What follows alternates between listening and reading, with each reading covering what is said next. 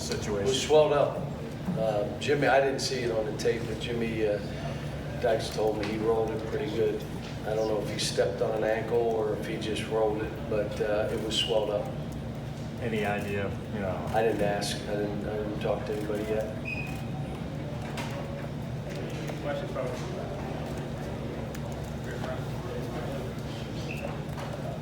Coach, defensively with what you saw from Ashton with his 4 steals today, how much do you feel like he's picked up from where he left off last Who? season? Ashton? Ashton Higgins. Yeah, when he was out, you know, I always say defense starts on the ball. If you can't keep the ball in front of you, they're running downhill, they're shooting layups, they're getting your bigs in foul trouble.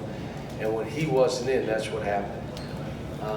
We work every day on one thing: stay in front of people on the drive. And you can't do it by turning. You got to lunge. But these kids, it's not their habits yet. And that's our job, is to create habits for these young people. And you know, we weren't able to do it. The second thing I've said from day one is the physicalness, toughness we're going to have to play with. Georgetown was physical and out-rebounded us. I mean, and most of it was just scrappiness. Like, you had to go in and they were going to throw a body on you. They're not just letting you go get balls. And they played well, you know, and Ulmer played well, shot the ball well, and Ashton kind of, you know, got after him a little bit, but, you know, Georgetown did a good thing. And you know, like I told him, you guys get a chance where we started the game so good defensively. Made some shots, but we held them to 15 points with 2 minutes to go. And then all of a sudden it's a 10-3 run by them. And then you're gonna go back to the tape and say, who was in the game? You can't be in a game at that time. So now all of a sudden it's a closer game, and you know, they get it to 17, but we just got a long way to go. I mean, we're shorthanded up front. Without Nick, we're really shorthanded. Don't know how long he'll be out, but you know, it's everybody buying into defensively how we got to play, and to do that, you can't be thinking just offense. You got to focus on our team. It takes it for all that you've seen. It did. I remember sitting here last year. We played IUP, and I'm like, oh my gosh. We're up 9.5, luckily. And I'm like, what? Wait a minute. How in the world are we going to win any games? So just about every year I'm in the same, you know, mode.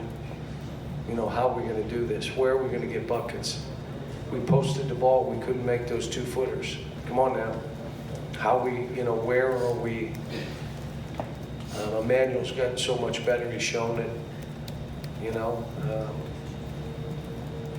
But we got guys that just got to develop better habits. That's the biggest thing. Right. Cal, how much did tonight sort of underscore how thin the margin for error is in the front court for you, and how well built are you to go small if you need to for however long you need to? We can, because, you know, we could play 3 guards and be fine. I mean, Emmanuel, obviously Ashton and Tyrese. I mean, you get 3 6'3"-ish kind of guards who got some toughness to them, so you can do it. The issue becomes shot blocking and how we're playing behind those 3. You know, with Nick in there, and you know, even EJ. But we had a couple guys that didn't get any rebounds. You're a frontline player. Wait a minute. That means you're not focused on, I'm going to go get balls. You're focused on other things, and that's. It just takes time for these guys. It just takes time. John, what are the challenges, especially early? You got 4 returnees, have a pretty good idea of what you're asking, and a bunch of new guys trying to blend that into one. Well, when you're in a big-time game, you may be playing 6, 7 guys. I mean, and then hopefully as the season goes, you get to where you can play all 9 guys. But there may be a game where you're like, look, we're just getting through this one here. Can't have any 2-minute letdown that gets them on a 10-0 run, and then you can't win the game. But the 4, you know, I think, again, Emmanuel and Ashton, even EJ. EJ's a better player, but you're going to have to play rougher. I think Georgetown came in with one thing: rough him up, be physical, bang him, push him. And you got to know that's just about every game you're going to play. So you got to be able to play through it and still make shots. And I think he will. He's way better than he was. Nick, we didn't throw Nick the ball enough in the second half. I just said we're throwing it in the post. And but Nick obviously got hurt. We'd have been throwing it to him. Is that from Keith? How much better has Keon Brooks gotten since day one? He's really improved. He's really improved. And but again, I'll watch the tape. There'll be things I'll pick up. You know, most of it's stopping on defense, not being able to come up with a rebound. Defensively, it's not my man, so you're not helping us like you have to. I showed them on the board prior to the game. When we hold teams to 55 points or less, we have a ridiculous record. When we hold teams under 63 points, we have a ridiculous record. When we hold people to 40% from the field, we have a ridiculous record. Like, it's almost like, what? So how about we just focus on that? We'll get the offense, we'll figure that out. Just focus on that. If you can help us hold people to low numbers and low field goal percentage, you need to be playing. If you can, you're probably not going to play as much until you catch up with those things. Is there air for John? John, it's obvious that you don't play favorites, but everybody cheers for Nick. Do you feel extra pressure? Well, pressure, that's not the right word. Do you feel an added responsibility to be able to coach a third-year player like him and get him to the next level? No, we've done it. I mean, with Willie, and we've done it with, you know, PJ, and I should say they've done it. They did the right things. They came back. And I think Nick did the right thing, and he's so much better than he was. He's better conditioned. He's better mentally. He's not even the same guy. That's why I was just so disappointed for him to get hurt, because I want him to keep building on what he's doing. And he was telling guys, throw me the ball. I was so proud of him. He look at a couple of the guys, hey, throw me the ball. I'm in there. And he made that jump hook, you know, and he's shooting the ball better. You know, you can put him in a pick and roll and let him pop. He can make that way better. Colin, right, over to you, Jerry. Cal, while you guys figure this out in the front court, how much onus is on those guards on the perimeter to be sort of their best selves defensively? It seems like if you guys are going to be great, it'll be because they lock It always starts with the ball, though. We're going to be a good defensive team. You got to guard the ball. If you can't guard the ball, you remember Shea. He could guard the ball. Ashton can guard the ball. We got to get other guys that can do it. The second thing that Ashton did today is he touched the lane, not just to shoot it. Like, he drove it in there to get somebody a pass. And we have other guys, if they drive, they got one thought, I'm shooting it. Well, it's funny, we hadn't practiced that way, but when you put stats in this, it kind of screws up the game, because guys start thinking, I got to get some baskets. And so now, instead of just playing the game as it happens, you know, I'm driving and I'm going to run somebody over. We had 2 charges. Like, there were 3 guys there. Why didn't you just come to that stop and make that pass? Well, you have that kind of slippage with young guys. Jerry.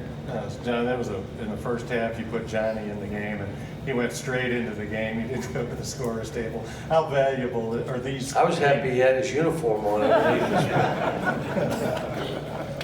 I just laughed. Matter of fact, he did it twice. Like, he went over there. Sarah, right. Your reaction to B.J. Washington's debut, and this, that yet another example, you were holding somebody His second back. game, he had a double-double the second game. And Bam had an unbelievable block to win that game. Tyler has been playing well. I mean, these kids are all, you know, we've been fortunate. And our job is to help all those kids develop habits, to get them in great condition, to get them tough, because that's a man's league. And if they choose to want to be there, then you got to be a man.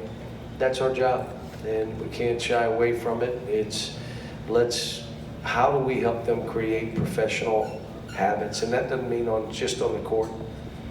You know, it's off the court, and to prepare them for a life they want to live. But, you know, it's, you know, the stuff that it's just not easy. And then doing it here, you know, where it's every team is like, I thought Georgetown played great. I did. They missed shots, but they played great. And They didn't play afraid, they played physical. They ran the stuff they wanted to run. They ran clock down and tried to go one-on-one late in the clock, and a couple of our guys just stopped playing, and all of a sudden they're shooting layups and made some tough shots. Coach, Khalil Whitney really struggled to get going today. Anything you contribute to that? Just Who's that? Whitney. Is there anything? He's young. He'll be fine. You know, he took a couple shots that I wanted him to take, and it just didn't go. Missed a couple free throws, which is, you know, unusual. But again, it's the first time out, and you're here, and you know, we need him to defend and rebound. If he does that, he'll be able to stay on the court. Really will. Right point. John. Coach John, you said on media today that the Quigley wasn't the same person that he was this time last year. Is it fair to say that he's coming along as, like you said, he would? Yeah, he's. I think everybody that's watched him, you know, he's. Most of this becomes the mental part of this, where you understand what's expected and you can do it. And then you work on the things that you need to work on and master things that you do well. Not every kid does everything well. So here's how we want you to play. You buy in and you master, and then the defensively and the toughness, and he plays so hard. You know, I'm proud of him. I mean, he made shots today, but it's more than making shots. I want him to be that defender. I mean, I took him out because he drove on two guys and had a lob for a dunk, and he didn't throw it. I'm like, dude, no, you're not doing that. You know, I know you scored some baskets. You're not here trying to get 30. That was a long pass to that guy. Matter of fact, he could have lobbed it to either guy because there were two guys over there. But played well. Other than that, he's works hard. He's trying, and proud of him. Jerry, what is it? John, with Nick in limbo a little bit, how viable an option has Ben Jordan to give you minutes? I probably wouldn't do that to Ben. You know, I may talk to him. You know, he's been great in practice. I mean, he's really the guys. He gives us a big body and he's physical, which is exactly what we need.